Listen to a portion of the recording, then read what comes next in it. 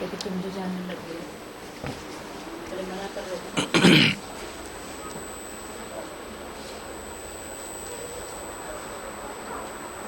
नमस्कार, मैं गुरुतुम गंगा आपका शर्मा कोचिंग सेंटर में स्वागत करता हूं।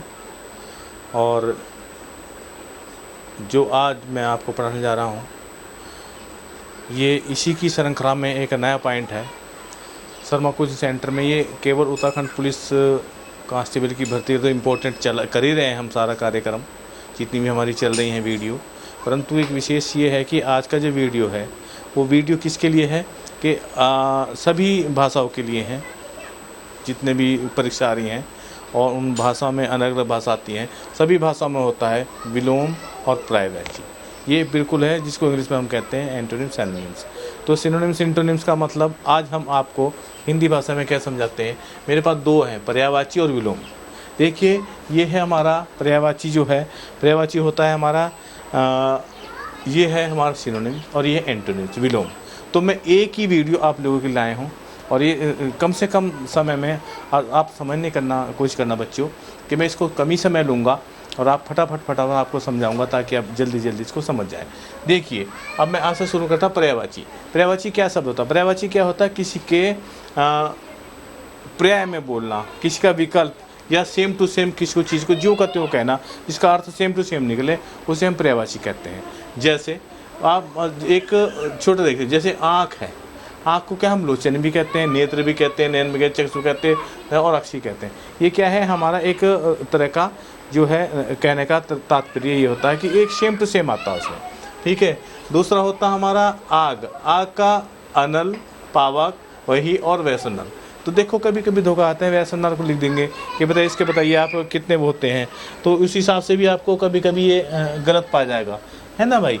तो इस हिसाब से आप जो है करें, तो इसको ध्यान भी रखें। दूसरा है हमारा इसके साथ ही हमारा है एक है शब्द गध आता है। इंग्लिश में इसको आस बोलते हैं, डंकी बोलते हैं। परंतु क्या है, इसको हमने एक देखा है वैशाख नंदन शब्द जो दिया है मैंने, ये वैशाख नंदन शब्द, ये शब्द ऐसा है कि इसमें अगर वैशाख नंदन आता तो कभी कभी कंपटीशन में पूछाता बताइए वैशाख नंदन किसका पर्याय है, तो उसमें 2-3 दे देंगे, जैसे घोड़ा दे देंगे, खच्चर दे देंगे और उसमें गधा दे देंगे, उसमें ऐसा बाघ दे देंगे। तो आपको क्या है, गधे पर निशान लगाना है, ये ध्यान रखना है। मैं इसलिए जब इम्पोर्टेंट आपके लिए वीडियो लाया हूँ। जी हाँ, अब दिखाएंगे हम आपको अस्त्र, शस्त्र और आयुध।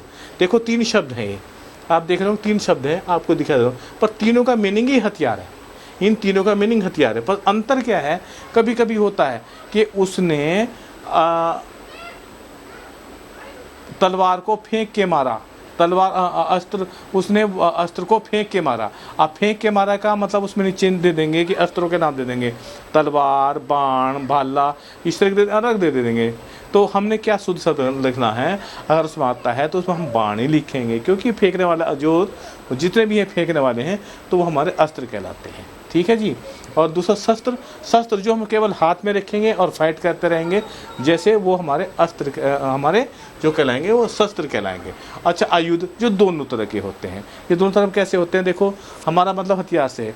अब मिसाइल भी एक हथियार है, और भाई आपका बड़े बड़े टारपीडो, ये वो सारे जितने भी हैं, गोला बारूद, जितने भी हथियार ही हैं, ये हथियार, तो उन हथियारों का भी हम यूज़ करते हैं, तो वो आयुध में आता है। तो इस आयुध भी हथियार से हम गिना जाता है। अच्छा, दूसरा है, अब इसके साथ में आती है हमारी आधि और व्याधि।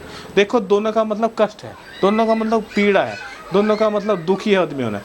तो आधि का मतलब होता है एक आधि, आधे में तो क्या आधिवादी छा रही है, तो आधि क्या होगा, आधि एक मानसिक पीड़ा में गिना जाता है और व्याधि गिना जाता है शारीरिक पीड़ा में। तो इसलिए तो आंधी का है तो इसे दोनों कष्ट है, तो आधि हम मानसिक पीड़ा और व्याधि शारीरिक पीड़ा। अब आए इसी तरह है दूसरा आमंत्रण, बहुत काम की चीज़ बता रहा मैं आपको, ये क्योंकि कंपटीशन वाला शब्द है। इसमें आते हैं आमंत्रण और निमंत्रण। आमंत्रण केवल बुलावा होता है, दोनों के साथ बुलावा है, परंतु किस तरह का बुलावा है?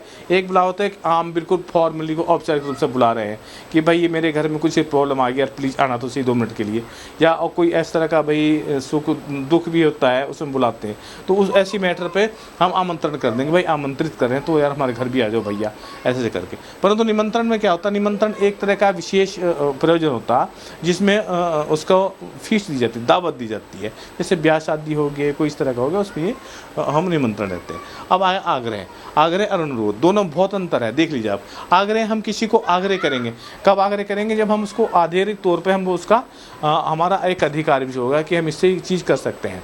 तो जैसे मान लीजिए अभी एक फौजी आदमी होता है या कोई सिपाही होता है या कोई सरकारी कर्मचारी होता है, वो अपने अधिकारी से छुट्टी के लिए आग्रह कर सकता है कि सर प्लीज़ इंसिस्ट है, मेरा राइट है, मैं 3 दिन छुट्टी नहीं गया, मुझे छुट्टी दीजिए। तो इंसिस्ट भी कर सकता है उसको, तो उसमें ये मतलब नहीं होता। अच्छा, अनुरोध। अनुरोध ये होता है जैसे कि आप अपने बराबरी के, आपका कोई काम है और उस अनुनय विनय करके कि प्लीज़ यार भाई मेरा ये काम कर दे, तो वो आपका क्या है?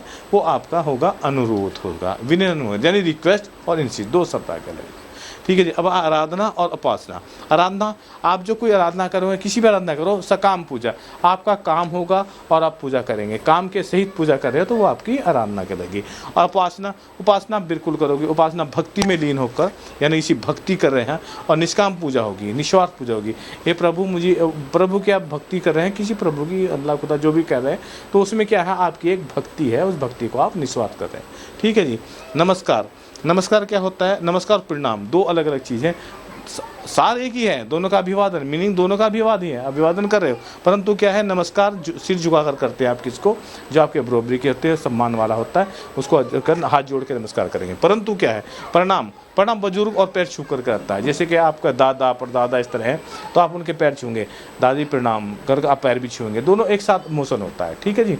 इट कंप्लीट, ये मेरा कंप्लीट हो गया पर्यायवाची। अब मैं आपको विलोम की तरफ चलता हूँ। अब आप विलोम में आइए। विलोम में क्या है? विलोम एक दूसरे का विपरीत होता है, बिल्कुल एकदम विपरीत। तो ये किस तरह से बताए?